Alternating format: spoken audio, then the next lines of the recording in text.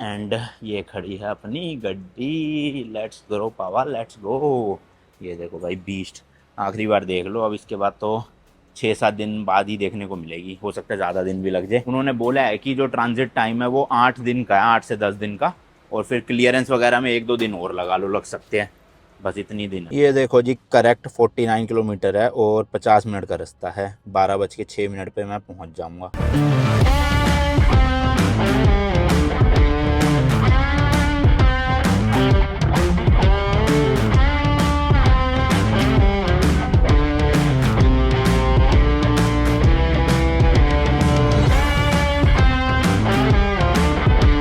भाई साहब पता नहीं क्या हो गया था, मैप को रास्ता इसने भटका दिया। अच्छा भला 30 मिनट रह गए थे और अब वापस से 52 मिनट दिखा रहा है, 60 किलोमीटर।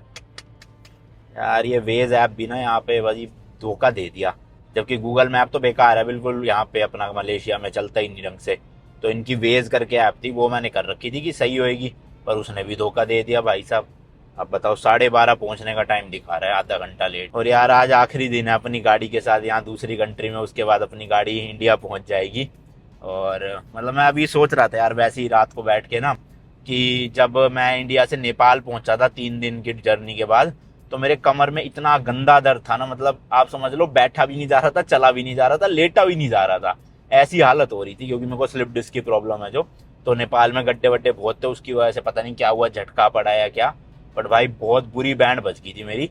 तो उस वक्त तो मतलब मन में ख्याल ये आ रहा था कि शायद ही हो पाए भाई ये ट्रिप, मतलब इतनी हिम्मत भी नहीं थी मेरी अंदर की, पूरी मोटिवेशन खत्म हो चुकी थी इस ट्रिप को लेकर, क्योंकि अकेला चलाने वाला था, सोहन को ड्राइविंग आती नहीं थी। तो मैं यही सोच रहा था यार अभी इतना दर्द है तो आगे जर्नी करनी है, अभी तो इतने सारे देशों में से जाना है, चाइना में ड्राइव करनी है, ठंड होएगी, गर्मी होएगी, तो हालत की तो बैंड बच जाएगी अपनी कमर की। तो मैं तो डर रहा था कि पता नहीं यार कर पाऊंगा नहीं कर पाऊंगा, बट फिर फिजियोथेरेपी ली वहाँ नेपाल में, थोड़ा हौसला रखा, पॉजिटिविटी लाया अंदर, और आज आपके सामने देख लो भाई, ऑलमोस्ट 6 महीने के ट्रिप के बाद अपनी जो ये कंप्लीट हो रही है ट्रिप, पूरा सारी कंट्रीज हमने घूम ली, ऑस्ट्रेलिया भी हो गया पूरा, अपनी स्कॉर्पियो से नहीं हो पाया हालांकि, बट कर तो लिया पूरा यार। तो अच्छा फील हो रहा है कि हाँ चलो ट्रिप कंप्लीट करके ही जा रहा हूँ, जबकि एक टाइम ऐसा था कि लग रहा था कि कुछ हो ही नहीं पाएगा। और यार शिपिंग वालों ने कहा था फ्यूल टैंक ना जितना हो सके खाली करके देना, तो ये देखो कितना खाली करके दे रहा हूँ। रेंज आ रही है सिर्फ 59 किलोमीटर की, और अभी डिस्टेंस बचा है यहाँ से 49 किलोमीटर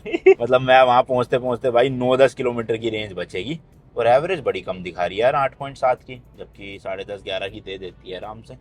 खैर छोड़ो कोई बात नहीं भाई, डीजल डलवा नहीं रहा मैं, क्योंकि उन्होंने कहा था कम, तो मैंने कहा दूंगा भैया देख लो कम दिया मैंने तो, 1-2 लीटर ही होगा ज़्यादा से ज़्यादा। हालांकि मलेशिया में डीजल बहुत कम है, मतलब लिटरली भाई 35-40 रुपये लीटर है।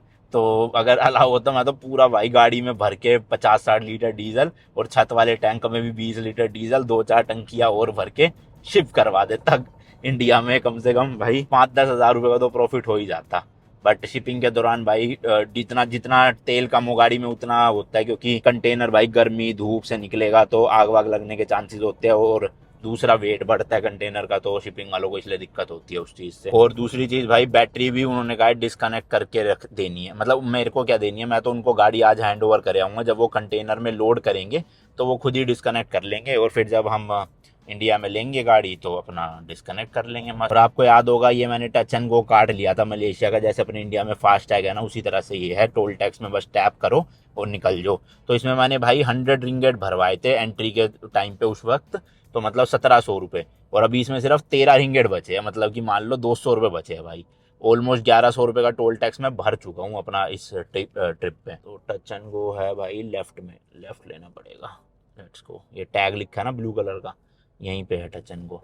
और हर टोल पे भाई 2 रिंगेट, 2.5 रिंगेट, 3 रिंगेट तो लग ही जाते हैं अपने। अब पता नहीं इन 49 किलोमीटर में कितने टोल टैक्स आएंगे, क्योंकि इसमें तो भाई मैक्स टू मैक्स 5 या 6 टोल टैक्स निकलने के ही पैसे है, और कोई बड़ा टोल टैक्स आ गया जिसमें और ज्यादा पैसे लगने हैं फिर तो भैया बैंड बज गई, क्योंकि ये रीलोड नहीं हो पा रहा इसकी ऐप से, पता नहीं क्या दिक्कत हो रही है, कार्ड को उठा नहीं रहा वो। छोड़ो फिर डेबिट कार्ड से हो जाएगी शायद से पेमेंट। ये देखो इस तरह का है, ये भाई सब 3-3.5 रिंगेट है भाई यहाँ की। अच्छा हाँ डेबिट कार्ड से भी हो जाएगी। तो टच एंड गो तो यहाँ लगाना है मैंने, हो गई। चलो भाई 9.43 बचे अब तो बस खाली भाई। पर ये सही है डेबिट कार्ड का भी ऑप्शन दे रखे, क्योंकि कैश लेने के लिए तो यहाँ कोई नहीं बैठा होता टोल टैक्स पे, अपना डेबिट कार्ड से पे कर दूंगा बढ़िया।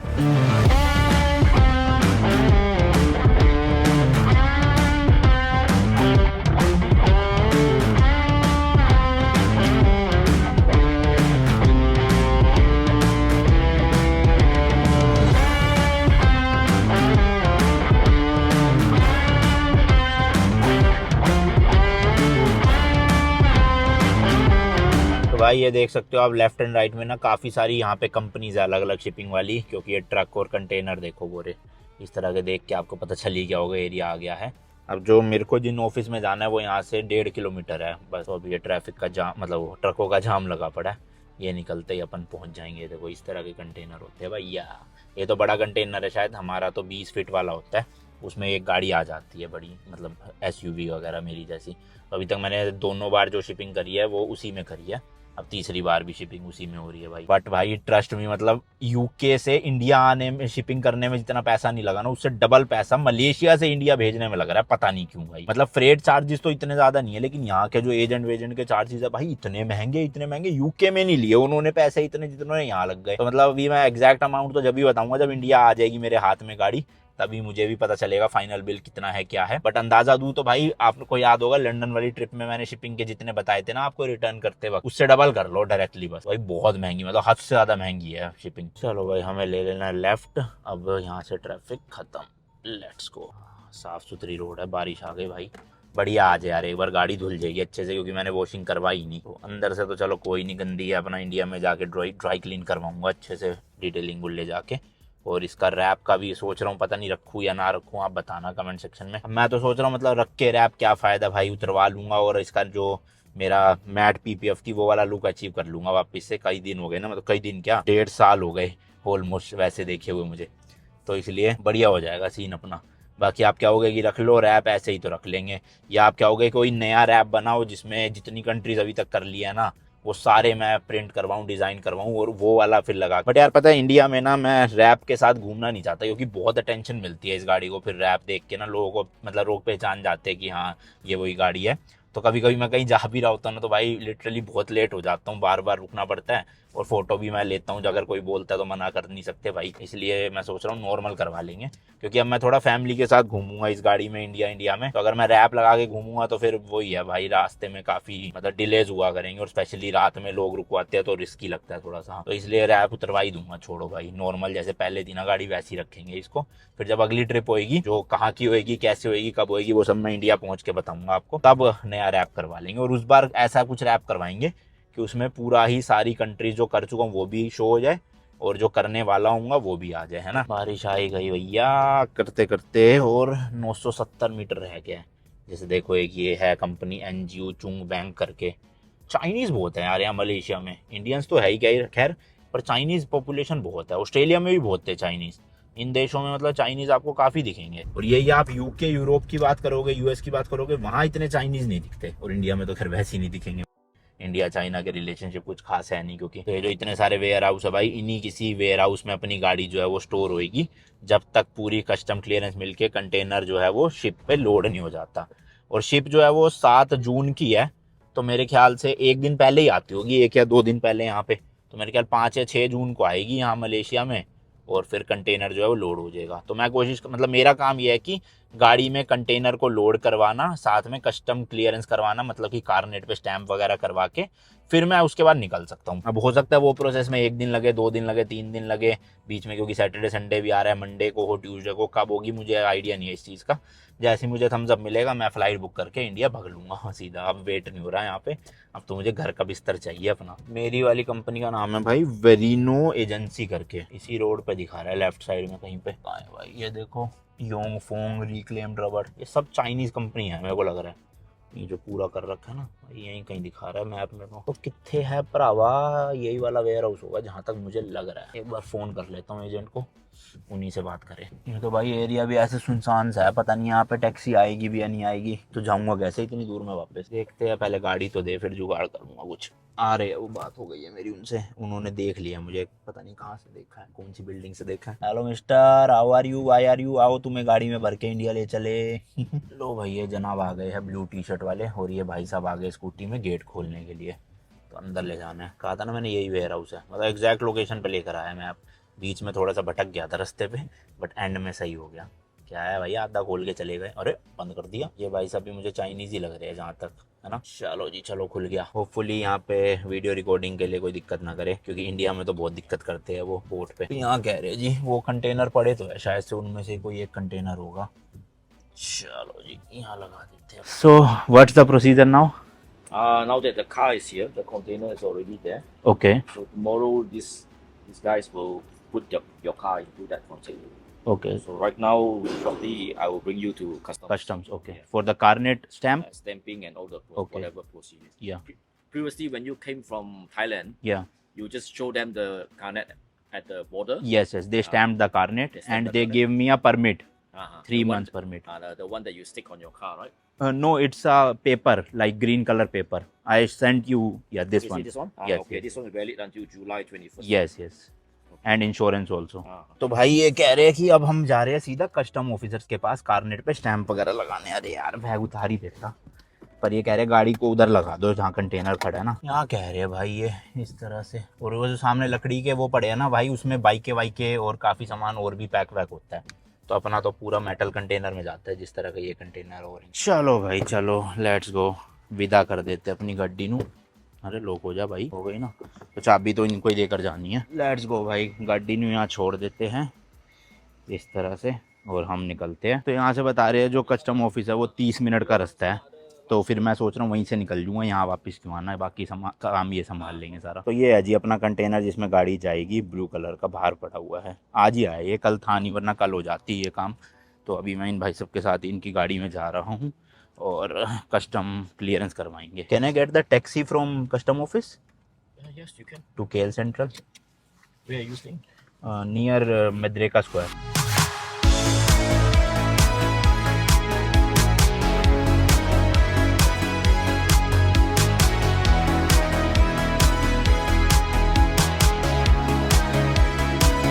तो भाई एक्चुअल में अब हम पोर्ट क्लांग के पोर्ट पे आए हैं, क्योंकि अभी तक हम दूर थे यहाँ से, वेयर हाउस जो था ना। तो अभी जो हमारा कंटेनर है ना, वो ऐसे ट्रकों में ही लोड करके, देखो जैसे ये ट्रक ले जा रहा है ना कंटेनर को, ऐसे ट्रक में लोड होके इसी पोर्ट पे आएगा। और शिप जो है वो 6 जून को, the ship will come on 6 June right, 6 जून को यहाँ पे आएगी और फिर 6 को ही लोड हो जाएगा, 7 को वो शिप निकल जाएगी इंडिया के लिए। And it will take around 8 to 10 days to reach India. 8 से 10 दिन लगेंगे भाई मुंबई महाराष्ट्र पहुंचने में, तो जल्दी आ जाएगी, ज़्यादा दूर नहीं है। मैं इसलिए कह रहा था भाई डिस्टेंस इतना नहीं है जितना यूके और इंडिया में था, स्टिल इसमें पैसे ज़्यादा लग रहे हैं, पता नहीं क्यों भाई। जो है अब करना तो था ही भाई, जब हाथी पाल लिया है तो भैया खर्चे तो उठाने ही पड़ेंगे, क्यों, सही बात है ना। चलो कस्टम ऑफिस आ गया, वहाँ पे अब ऑब्वियसली ज़्यादा वीडियो नहीं बना सकते, तो अपना निपटाता हूँ सारा काम वाम, होपफुली हो जाए आजकल में सब। ये देखो भाई इस तरह का है कस्टम ऑफिस, काफ़ी बड़ी बिल्डिंग है, वो देखो वहाँ लिखा भी हुआ है, शायद से मलेशिया तो दिख रहा है और नहीं दिख रहा। चलते अंदर, होपफुली अच्छे हो कस्टम ऑफिसर और कह देगी ठीक है अब आपकी ज़रूरत नहीं है, आप जा सकते हो इंडिया। हाँ तो भैया कल ही फ्लाइट बुक करके पकड़ ली। तो भाई अभी जो ऑफिसर है इंचार्ज इन्होंने करना है वो है नहीं, वो 2 बजे आएंगे और अभी बज रहे 1:10, तो 50 मिनट हमें वेट करना पड़ेगा। तो यहाँ की जो कैंटीन है ना, ये देखो इस तरह की, तो यहाँ पे आ गया है। हालांकि अपने को यहाँ खाने के लिए तो कुछ नहीं मिलेगा, बट आइसक्रीम ले लिया मैंने क्वालिटी वॉल्स की, तो इसीलिए काम चलाते हैं भाई। काम आप समझ लो आधा आधा ही हुआ है, क्योंकि वो कह रहे हैं कि कारनेट पे फाइनल स्टैंप तभी लगेगा जब जो अपना कस्टम ऑफिसर है वो कार का इंस्पेक्शन करेंगे फिजिकली जाके। तो वो पता नहीं आज तो नहीं होगा, कल होगा, कल या परसों, और उसके बाद फिर कारनेट पे स्टैंप होगा। तो मुझे लग रहा है शायद, देखते हैं, आपको अपडेट करूंगा मैं। अभी यहाँ से कैब बुक करके होटल जा रहा हूँ, यहाँ का काम तो हो गया जो करना था। तो भाई ये तो एरिया इतने सुनसान जगह पे है, यहाँ पे कोई कैब भी नहीं आ रही थी, तो भैया कह रहे किसी मॉल या फिर किसी शॉपिंग सेंटर के वहाँ पे छोड़ दूंगा। वहाँ से क्या है ना, फिर अपना ग्रैब से टैक्सी आ जाएगी, जो ऑब्वियसली 50-60 किलोमीटर दूर, इनको तो कहूँगा नहीं भाई छोड़ने जाओ ना, टैक्सी बुक कर लेंगे अपना जहाँ पे मिल जाएगी। यहाँ मैंने ट्राई किया था पर आई नहीं रही थी, कोई बहुत दूर है आउटर में ना, ऐसे पोर्ट के पास, तो इसलिए भाई। बाकी ऑफिसर्स अच्छे थे यहाँ के, कोई प्रॉब्लम नहीं हुई, स्मूथली ऐसे हंसते हंसते बात करी सबने, नॉर्मली हो गया। मतलब एक स्टैंप जो साइन लेना था वो यहाँ हो चुका है, अब जो फाइनल एक्सपोर्ट का स्टैंप लेना ना कि मतलब गाड़ी यहाँ से जा रही है, वो वाले कस्टम ऑफिसर करेंगे जो इंस्पेक्शन करने आएंगे गाड़ी की, क्योंकि वो देखेंगे ना भाई कि हाँ गाड़ी जा रही है, खाली जा रही है और कंटेनर में लोड हो गई है, कंटेनर में सील लग चुकी है, उसके बाद वो स्टैंप करेंगे। वरना वो अभी स्टैंप कर देंगे, फिर बंदा गाड़ी लेके निकल जाए तो फिर फायदा नहीं है ना उस चीज़ का। तो इसलिए पहले वो पूरा आके देखेंगे कि कंटेनर लोड हो चुका है, सील लग चुकी है, फिर वो स्टैंप कर देंगे। तो होपफुली कल या परसों में हो जाएगा, तो अपना भी काम डन। फिर अभी फिलहाल मैं कैब बुक करूंगा डायरेक्ट भाई इंडियन रेस्टोरेंट की, क्योंकि दोपहर के 3:30 तो नहीं 3 बज गए शायद से, और खाया नहीं हुआ सुबह से कुछ भी। तो पहले पेट पूजा करेंगे, फिर जाएंगे उन फैमिली के घर पे जिनको आप मतलब मैंने दिखाया है ब्लॉग में आपको। वहाँ पे मेरा एक कुरियर आया है, जो मैं लेने गया था ना सामान अपने थिएटर का, तो एक्चुअल में क्या था, मैंने 5 चीजें लेनी थी, उसमें से उन्होंने 3 चीजें तो दे दी थी और 2 कहा था कुरियर आ जाएगी, बट जो 2 मैं लेकर आ चुका था और एक जो कुरियर और आनी थी, वो तीनों चीजें गलत थी। तो मैं वो कल रिटर्न करके आया भाई, उसका मैंने ब्लॉग नहीं बनाया था। तो अब इन शॉर्ट 5 में से मुझे 3 चीजें ही मिली है यहाँ पे, जो 3 नहीं सॉरी 2 चीजें ही मिली है। एक मेरे पास पड़ी है और एक कुरियर डिलीवर हो चुका है उनके घर पे, तो वहां से मेरे को पिक करना है और फिर बैग में डाल डूल के सारा सामान पैकिंग वैकिंग करके रखूंगा। जैसी कंफर्मेशन आएगा कट लूंगा यहाँ से, मतलब फ्लाइट बुक करके, ऐसे पैदल नहीं। तो जी ये मॉल है एओन करके, यहाँ पे भाई साहब ने छोड़ दिया हमें और अपनी टैक्सी भी जस्ट आई रही है पीछे ही। ये तो एरिया सही लग रहा है भाई, यहाँ पे देखना बसा हुआ है पूरा, भीड़ भाड़ दिख रही है। कोर्ट में तो वो ट्रक के अलावा कुछ दिख ही नहीं रहा था। ये आ गई है जी गड्डी साडी, लेट्स गो, चलो जी।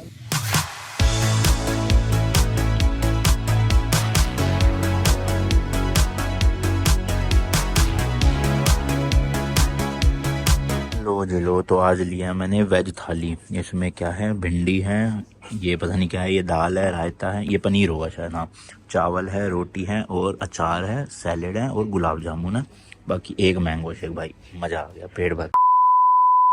फाइनली भाई लोग अपना सारा काम हो गया है मलेशिया में शिपिंग के रिलेटेड। सेकंड डे मेरे को जाना ही नहीं पड़ा एक्चुअल में, और उन्होंने खुद से वहाँ से करवा दिया अपना सारा काम। तो बड़ी मुश्किल से भाई फ्लाइट मिली मुझे, मैंने तो बुक कर ली भैया नेक्स्ट डे की, मतलब कल हुआ सारा काम और आज की मैंने बुक कर ली। और भाई सुबह सुबह एयरपोर्ट पहुंच चुका हूँ, बड़ी मुश्किलों से, इतना सामान था क्योंकि। तो ये देखो भाई, ये 4 बैग बने थे, एक ये कैबिन में जाएगा, वो भी कैबिन में, और ये 3 जाएंगे चेक इन में। अब होपफुली चले जाए, बस ये दिक्कत ना हो। मेरे उसमें 40 किलो का चेक इन बैगेज अलाउड है, तो अब लेट्स सी। मेरे ये 40 तो नहीं, खैर होगा ये आराम से 60-70 किलो तो होगा, हाँ।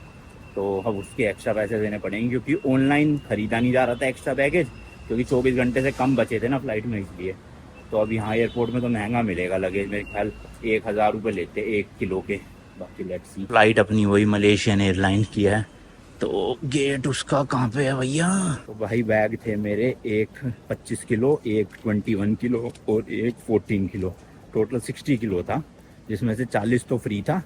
बचे हुए 20 किलो के इन्होंने भाई 1040 रिंगेट लिए है, मतलब मेरे कार्ड से जो कटे US डॉलर में कटे है ट्रांजेक्शन, $300 की, मतलब मोटा मोटा भाई 25,000 रुपये काट लिए इन्होंने सिर्फ लगेज के, देख लो। चलो अब फटाफट से इमिग्रेशन और अपना सिक्योरिटी चेक क्लियर करते हैं। चलो भाई, इमिग्रेशन और सब कुछ क्लियर हो गया है बहुत ईजिली, और अपने गेट के पास आके बैठ गया हूँ।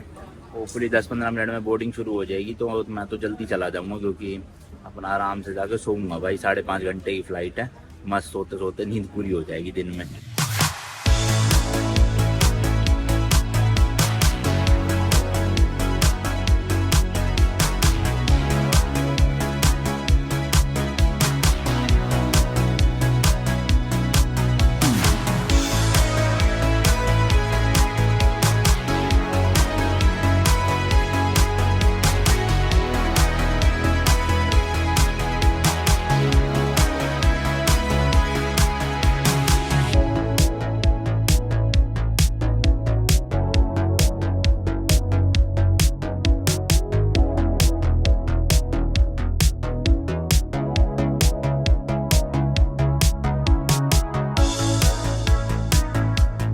तो जी सिर्फ 28 मिनट्स रह गए हैं लैंड होने में। एंड ये जो आप नीचे जमीन देख रहे हो भाई, ये अपने प्यारे देश इंडिया की ही जमीन है। तो मतलब अब ये 250 किलोमीटर होगा दिल्ली यहाँ से। तो मुझे बताना, ये फ्लाइट कोलालमपुर से चली है, तो इंडिया में अभी 250 किलोमीटर किस शहर के ऊपर से गुजर रही होगी। देखते हैं भाई कितने लोगों का जो है आंसर सही रहता है। फाइनली जाके आज अपनी ट्रिप खत्म हो जाएगी और भाई अपने देश वापस अब रेस्ट लूंगा या अगली ट्रिप पे निकलूंगा, वो सब आपको अगले व्लॉग 1-2 व्लॉग बाद में अच्छे से बता दूंगा। अभी फिलहाल इस मूवमेंट को एंजॉय करते हैं कि हाँ ट्रिप कंप्लीट करके इंडिया वापस आ गए और इंडिया का टेस्टी खाना खाने वाले हैं। भाई देखो इस टाइम पे ना हम लगभग 9000 मीटर की हाइट पे है, यानी कि माउंट एवरेस्ट से भी ऊपर।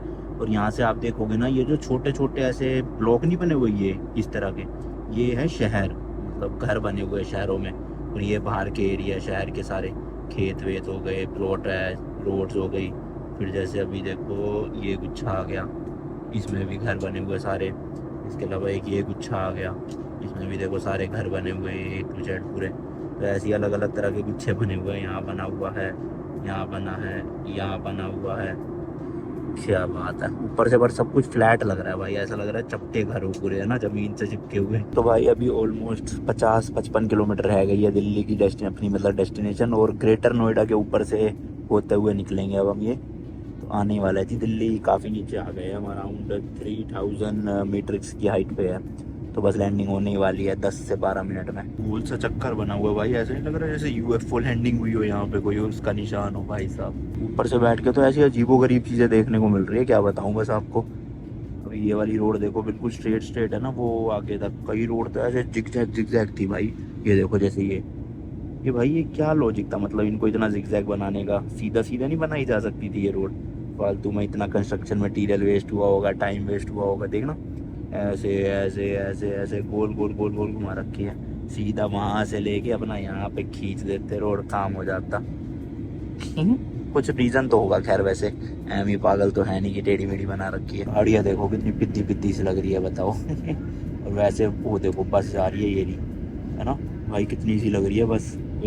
और ये भाई अब हम नोएडा को क्रॉस कर रहे हैं, वो देखो ऊंची ऊंची बिल्डिंग फ्लैट्स वाली, ये भी देखो कितनी पिद्दी पिद्दी सी लग रही है। और नीचे से देखो तो भाई ऐसी विशाल काई होती है ना। ओ भाई ये काई जमी पड़ी है क्या पानी में, या फिर घास है? लग तो मुझे काई रही है भाई, काई लग रही है शायद से, तो काई है भाई, हरी हरी पूरी। देखो ना दिल्ली के ऊपर आ चुके हैं और हम, मतलब कितना डेंसली पॉपुलेटेड है भाई Delhi.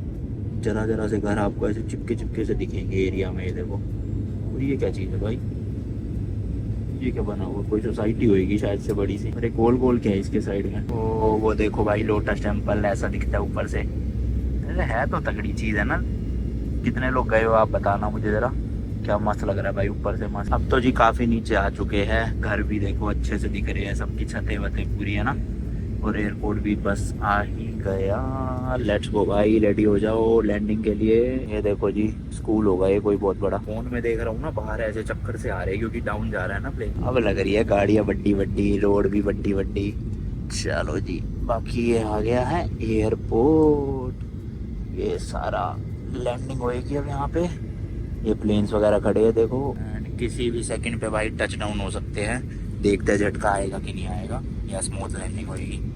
Let's see let's see let's see let's see let's see let's see. Oh smooth ही हुई है भाई, झटका नहीं आया, स्मूथ लैंडिंग हुई, बढ़िया। ब्रेक लग रही है बड़ी वाली। लो जी लो, पहुंच गए हैं, उतर गए हैं।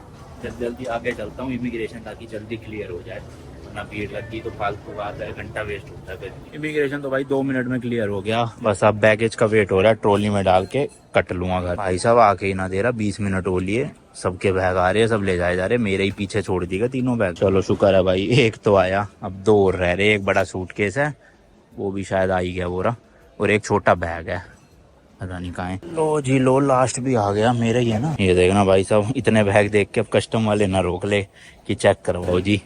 वैसे तो कुछ लाया नहीं मैं, एक बस वो जो अपने मेरे होम थिएटर का सामान है वही है। अब वो पकड़ भी लेंगे तो भाई क्या ही कस्टम ड्यूटी बनेगी उसकी। चलो भाई बाहर आ गए हैं, किसी ने नहीं रोका, मस्त। तो भाई क्या खतरनाक गर्मी हो रही है, 43 डिग्री हो रहे हैं यहाँ दिल्ली में। और अभी बीच में मैंने सुना 50 भी चला गया था। लू चल रही है, लू, गर्म लू, खतरनाक वाली। बाकी भाई बढ़िया लगता है ऐसे इंडिया वापस आके ना, अपना अपना सा फील होता है बढ़िया। और खत्म करते हैं ब्लॉग को, मिलता हूँ जी नेक्स्ट वीडियो में। Till then goodbye and as always, तीखे रास्तों पर नहीं पड़ना फीका। बाय।